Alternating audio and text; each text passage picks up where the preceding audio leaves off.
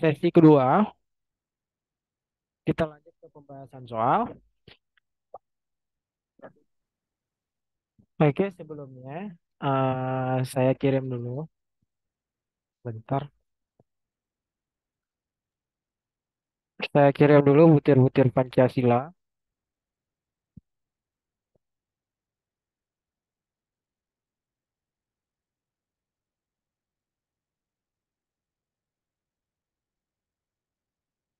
Oke. Nah, coba kita lihat dulu ya. Nanti kita nebak-nebak aja dulu jawabannya. Di butir Pancasilanya lagi saya kirim, lagi loading ya. Oke, nomor satu, coba lihat di soal. Ini satu soal saya yang jawab dulu, nanti kita jawab bersama ya. Coba perhatikan soal redaksinya.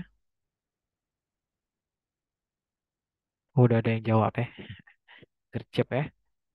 Sepertinya sudah pada bisa. Nah, coba lihat nomor satu. Saat wabah COVID-19 masuk ke Indonesia, pemerintah Indonesia telah menghimbau rakyat Indonesia untuk mematuhi protokol kesehatan. Salah satunya menjaga jarak dan tidak berkerumunan di suatu tempat. Tetapi ada beberapa orang yang tidak mau mengindahkan himbauan pemerintah. Ya, himbauan pemerintah. Mereka selalu berkerumun di suatu tempat tanpa menggunakan masker dan mereka itu apa namanya? Tidak mau menjaga jarak. Hal ini bertentangan dengan sila ke. Oke, berarti konsepnya adalah orang yang tidak mematuhi protokol, ya, tidak mau mengindahkan himbauan pemerintah. Nah, tidak mau mengindahkan himbauan pemerintah. Sehingga apa? Sehingga mereka itu berkerumun, ya. Mereka selalu berkerumun di suatu tempat tanpa menggunakan masker. Nah, berarti ini adalah bentuk pelanggaran dari sila keberapa? Oke, ini ada Bang Demo Buana Putra. Jawabnya dua, nilai kemanusiaan. Ya, nomor tiga, ini ada nomor yang jawab empat ada Vira Idani. Oke, nomor lima, ini ada Awi ya. Jawabnya lima. Oke. Nah, coba kita lihat ya. Tidak memakai masker dan tidak mau mengindahkan himbauan pemerintah. Ini konteksnya. Berarti ini adalah hubungan manusia dengan negara, ya, himbauan pemerintah. Nah, jadi ini ada peraturannya yang dilanggar. Kita lihat opsi peraturannya, ya. Nah, berarti dia melanggar peraturan pemerintah, sehingga pelanggaran peraturan pemerintah, ya, ini melanggar sila keberapa? Nah, ini intinya. Jangan lihat manusia dengan manusia, tapi soal membahas tentang orang yang melanggar peraturan. Walaupun peraturan itu efeknya ke manusia, tapi kita jangan berasumsi jauh. Kita lihat di sini, mereka itu tidak mau mengindahkan himbauan pemerintah. Sehingga di sila ketiga itu ada poin kepentingan bersama di atas kepentingan pribadi. Ini untuk kepentingan bersama, maka dia menjalankan kepentingan pribadi dia di sini. Tidak mau menjalankan kepentingan bersama. Maka ini melanggar sila ketiga di butir kepentingan bersama di atas kepentingan pribadi. Dia melakukan kepentingan pribadinya demi kegiatan dia dan mengenyampingkan kepentingan bersama. Ya misalkan nih, kita nggak keluar COVID, itu kan untuk kepentingan bersama biar COVID nggak menjalar. Karena ada kepentingan pribadi kita, mau ke sekolah mungkin, mau belanja, ya kita mengeluarkan ego kepentingan pribadi di situ. Padahal kepentingan bersama pemerintah sudah bilang tidak boleh berkerumun. Maka ini adalah pelanggaran sila ketiga. Ya, pelanggaran poin butir butir ya, pelang butir kepentingan bersama ya di atas kepentingan pribadi ya. Nah, jadi dia di sini lebih apa ya, mementingkan kepentingan pribadi dia. Suka-suka dia mau kemana-mana sehingga itu berdampak pada pelanggaran yang dilakukan terhadap instruksi negara. Oke, nomor dua. Mari dijawab. Waktunya 2 menit.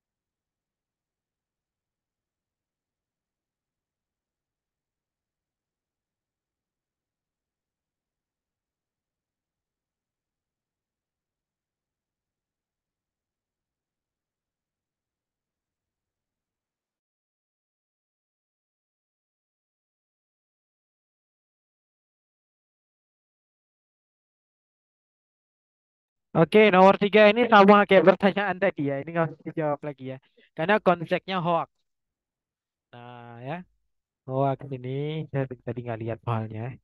Ini udah ditanya tadi di kolom komen, maka hoax itu menyulut perpecahan.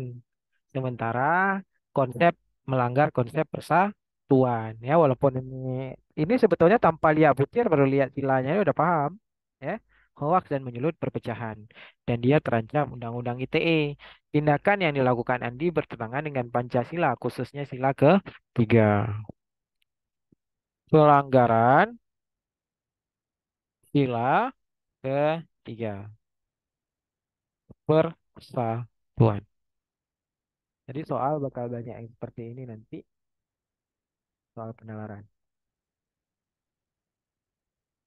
Oke, sekarang kita masuk ke soal ketiga.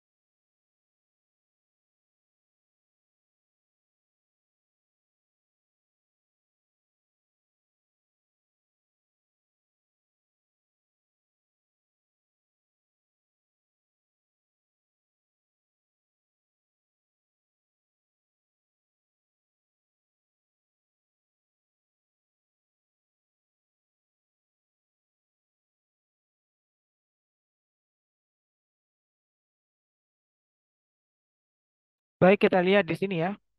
Redaksi soal menjelaskan Piagam Jakarta atau Jakarta Charter ya bahasa lainnya. Nanti kalau keluar di sini di soal Jakarta Charter ya, Piagam Jakarta atau Jakarta Charter berisi perlawanan terhadap imperialisme, kapitalisme, fasisme dan pembentukan Republik Indonesia. Ya, ini dalam pembentukan Republik Indonesia. Sebelum akhirnya dijadikan sebagai pembukaan UUD, ya, preambul. Ya, naskah Piagam Jakarta juga disusun untuk dijadikan teks proklamasi kemerdekaan. Jadi kalau kita buka teks proklamasi kemerdekaan itu mirip dengan preambul undang-undang. Karena nanti teks proklamasi kemerdekaan juga dikutip dari Piagam Jakarta. Nanti ada beberapa redaksi kata yang beda, tapi banyak yang mirip dengan Piagam Jakarta karena nanti naskahnya itu dijadikan referensi teks proklamasi juga di tanggal 17 Agustus 1945 saat proses proklamasi di rumahnya Soekarno oleh panitia yang merumuskannya. Dari pernyataan tersebut, maka lembaga yang merumuskan Pancasila merupakan ya yang merumuskan Pancasila.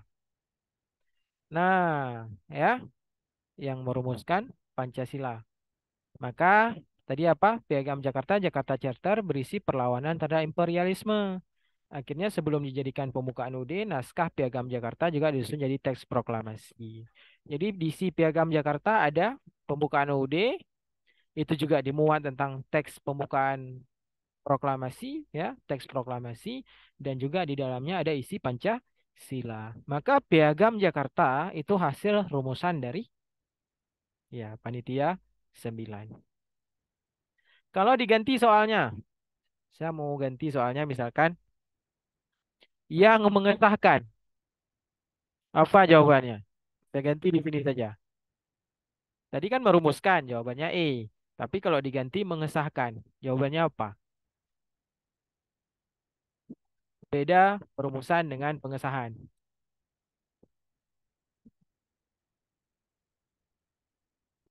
Iya, B jawabannya. Yang mengesahkan Pancasila nanti BPKI ya. Nah, jadi Pancasila itu sebetulnya awalnya tugas dari BPUPKI. Tapi BPUPKI nanti mereka tidak siap untuk merumuskan Pancasila. Makanya mereka membuat panitia khusus dalam BPUPKI, namanya Panitia 9. Jadi Pancasila itu lebih spesifik bukan BPUPKI, tapi Panitia 9. Tapi kalau ditanya 15 rumusan dasar awal yang dari Supomo, Soekarno sama Muhammad Yamin itu BPUPKI. Tapi nanti khusus Pancasila itu ada panitia bentukan kecil di bawah BPUPKI namanya Panitia 9. Oke? Seperti itu. Kalau mengesahkan ingat ya, PPKI, pengesahan Pancasila dan undang-undang. Oke, kita ganti balik ke soal awal. Merumuskan. Oke, sekarang kita masuk ke soal nomor 4. Dibalik lagi ke yang tadi, di materi tadi.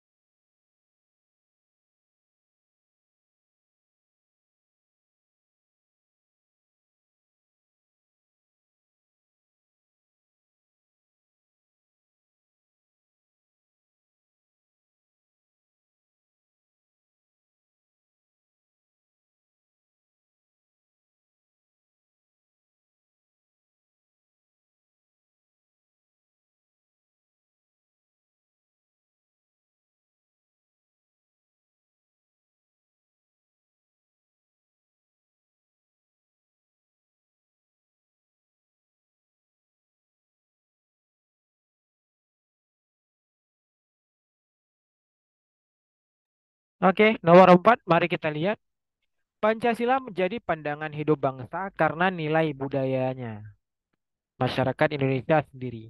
Ya, makanya dia disebut sebagai way of life. Nah, sehingga Pancasila sebagai cita pegangan dan kerohanian bangsa Indonesia dalam bermasyarakat, berbangsa, dan bernegara merupakan ya fungsi Pancasila sebagai apa? Pandangan hidup. Pandangan hidup ya, berarti apa namanya? Dia itu lebih ke cara masyarakat mengungkapkan budayanya karena nilai budayanya. Jadi pandangan hidup kita itu sesuai dengan Pancasila. Hidupnya tuh harus sesuai dengan nilai-nilai Pancasila. A. Pandangan hidup bangsa Indonesia. B. Sebagai jiwa bangsa. C. Sebagai kepribadian bangsa. Ya. D. Perjanjian luhur. E. Semua benar.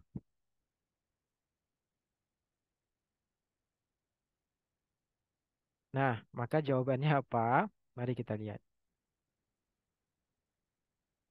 Rame yang jawab A ya. Pandangan hidup. Sebagai emang pandangan hidup. Oke. Di sini kan dijelaskan pandangan hidup bangsa karena nilai budaya. Ya.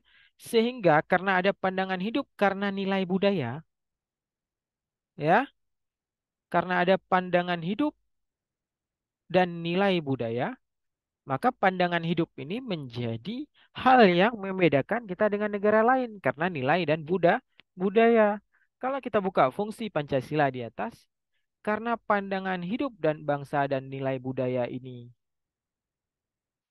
membedakan ya kita dengan negara lain. Kalau disinggung tentang nilai budaya, maka jawabannya adalah membedakan kita dengan negara lain. Jawabannya adalah C. Pancasila sebagai kepribadian bangsa. Karena kalau pandangan hidup ya itu tidak ada yang di atas tadi. Mari kita lihat. Nah, mana dia? Fungsi Pancasila yang membedakan dengan bangsa lain. Maksud dibedakan bangsa lain, maaf tadi saya tidak bilang ya. Ini karena faktor budaya. Nah, ini karena ada budaya-budaya di Indonesia yang tidak dimiliki oleh daerah lain. Ya, sementara di saya tadi tidak bilang budayanya ini ya. Maaf ya. Maka jawabannya adalah karena di soal disinggung tentang pandangan hidup karena nilai budaya. Maka membedakan kita dengan negara lain ya. Pegangan kekuatan rohaniah bangsa dalam bermasyarakat, berbangsa dan merupakan fungsi Pancasila sebagai kepribadian bangsa. Ya. Seluruh budaya, seluruh sifat itu menjadi kepribadian. Karena kalau kita buka konsep kepribadian adalah kumpulan dari sifat. Ya, sifat tadi yang saya bilang itu masuk ke berbagai nilai budaya. Kumpulan nilai budaya menjadi sebuah kepribadian seperti itu. Maka nomor 4 jawabannya C.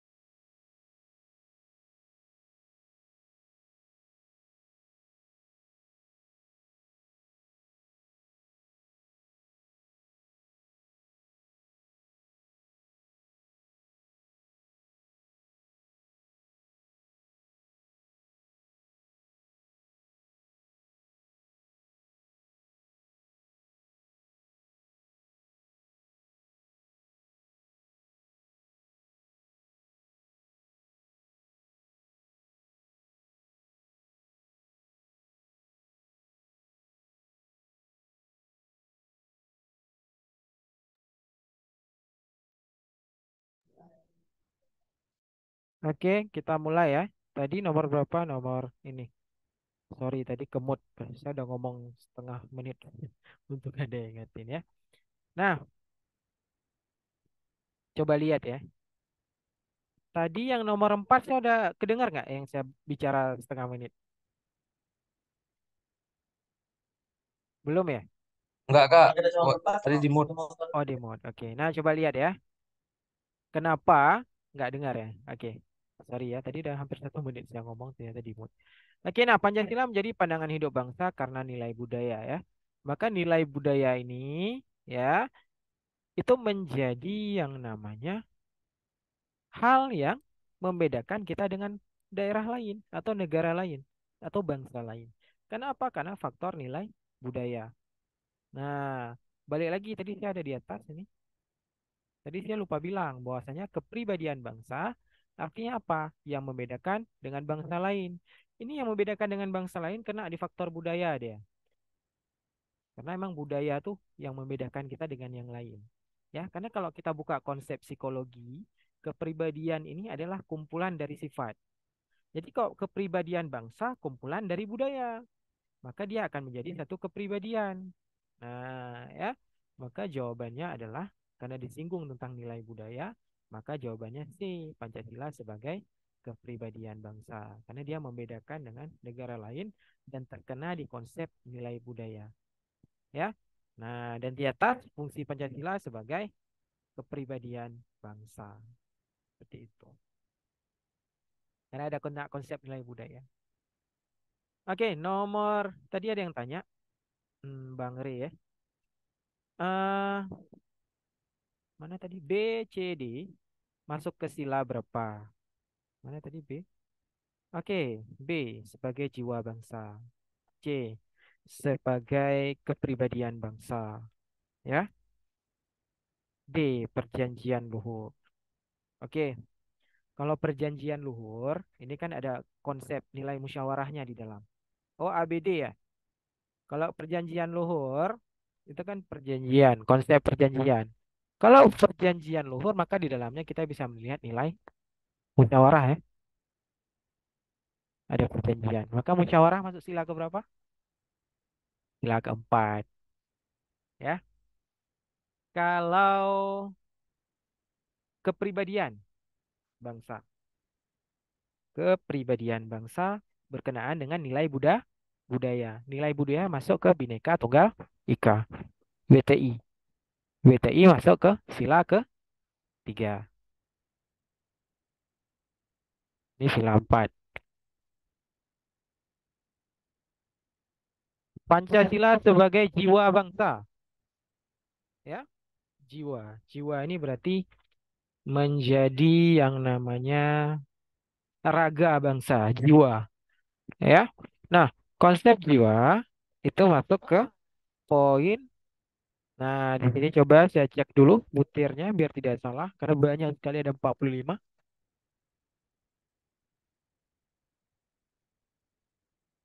Nah, konsep jiwa ternyata itu juga berhubungan dengan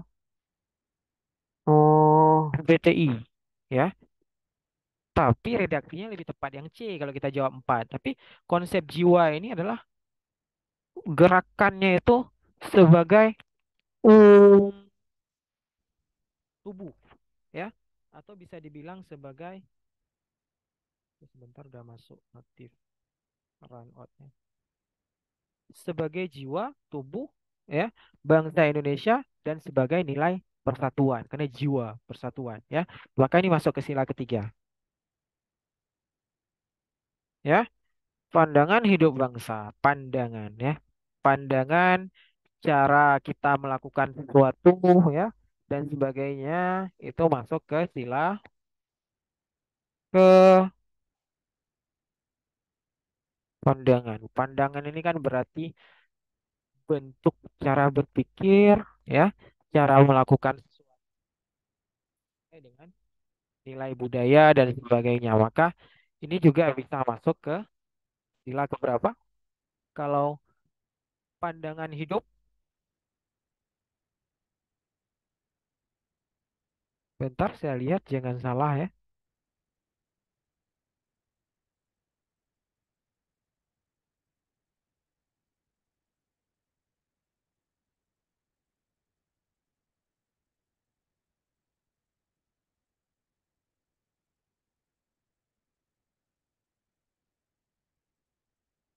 pandangan hidup ini bisa juga masuk ke sila ketiga dia.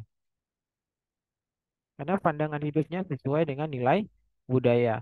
Tapi kalau di soal seperti ini, redaksi kepribadian kan sesuai dengan materi di atas. Makanya kita jawab sesuai dengan fungsi karena ada kepribadian. Tapi kalau tadi tidak ada kepribadian, maka bisa dijawab dengan yang paling logis, baru bisa A, ya. Jadi A pandangan hidup ya bersesuai dengan nilai-nilainya itu masuk ke sila ketiga, ya. Pancasila sebagai jiwa itu masuk ke nilai persatuan, tiga juga. Pancasila sebagai kepribadian juga masuk ke tiga. Cuma kita mencari yang paling tepat redaksinya. Makanya tadi saya mengarahkan pada jawaban yang C, ya. Karena sesuai yang kita belajar di atas juga, ya, sesuai beberapa buku itu Pancasila sebagai kepribadian bangsa itu lebih sering keluar dan lebih baku. Karena kalau A sama B itu lebih kurang tepat, ya, sesuai dengan pedoman buku yang saya dapat kayak gitu. Jadi C ini kenapa menjadi pilihan sementara dia sama-sama di sila ketiga karena redaksi C paling tepat sesuai penjelasan yang ada. Oke, jadi ini A, B, C masuk ke sila ketiga, perjanjian luhur masuk ke sila keempat. Bang Ria, seperti itu. Karena kalau di butir yang lain nggak ada yang cocok nih, setelah saya cocokkan. Oke, nomor 5. Kita ada waktu 10 menit lagi. Nomor 5 saya turunkan dulu opsi soalnya. Nah, silakan 1 menit.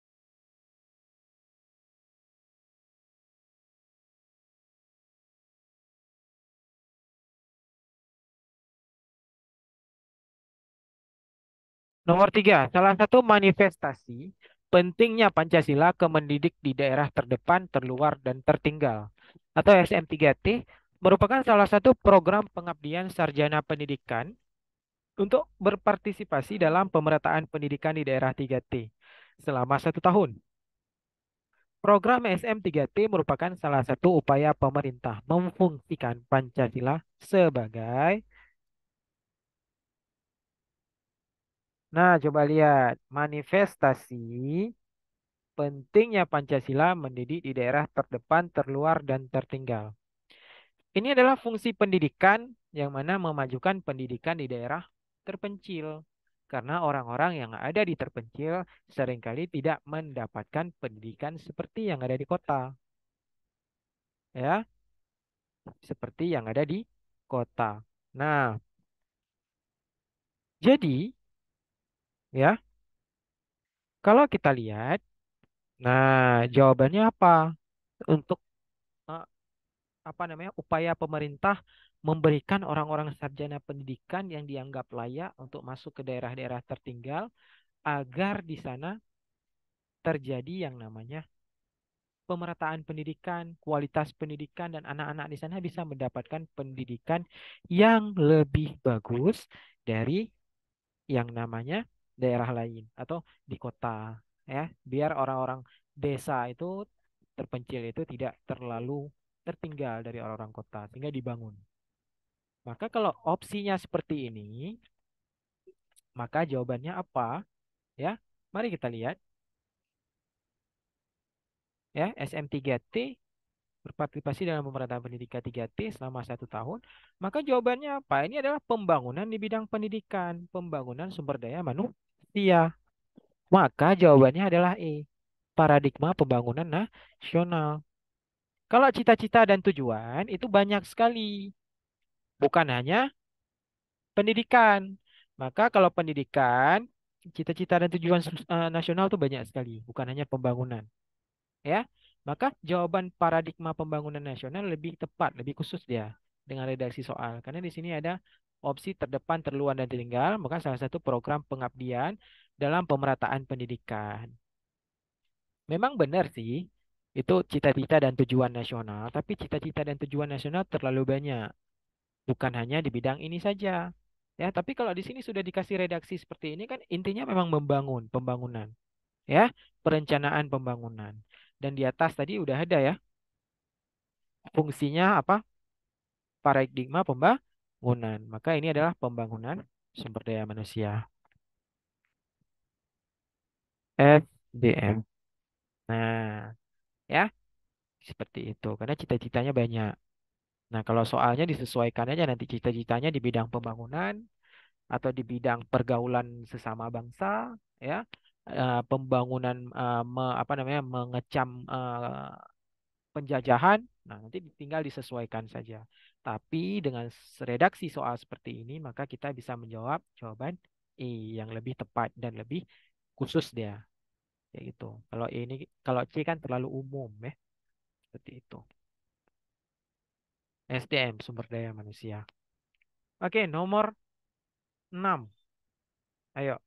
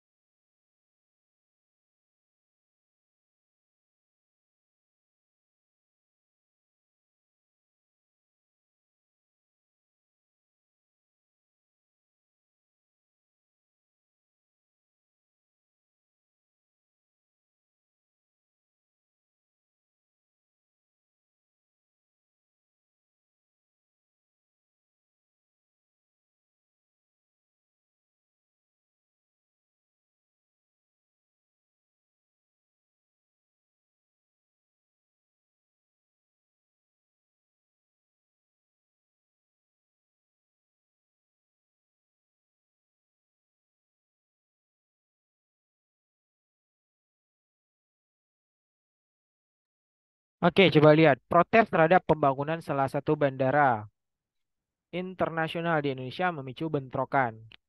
Hal ini disebabkan banyaknya buruh tani kehilangan mata pencaharian karena sawah yang terpaksa beralih fungsi. Terjadi kriminalisasi dan memunculkan konflik agrarian di wilayah tersebut. Menurut salah satu anggota Komnas HAM, bentrokan terjadi karena masalah komunikasi, ya, miskomunikasi. Saat itu menurutnya komunikasi dilakukan dengan cara key person, ya. Sedangkan warga ingin semuanya dilibatkan. Jadi cuman kepala desa atau ketua-ketua adatnya yang dilibatkan, seperti itu. Sedangkan warga desa ingin semuanya terlibat. Bentrokan tersebut dapat dihindari jika pihak-pihak yang terlibat dalam pembangunan bandara dapat memfungsikan dan mendudukkan Pancasila sebagai. Nah, ya, coba kita lihat. Hmm, biar ini bentrokan tidak terjadi, ya, ya, bentrokan tadi ya tidak terjadi dan buruh tani kehilangan mata pencahariannya karena beralih fungsi dan sini juga karena mereka tidak dilibatkan dalam musyawarah. Sehingga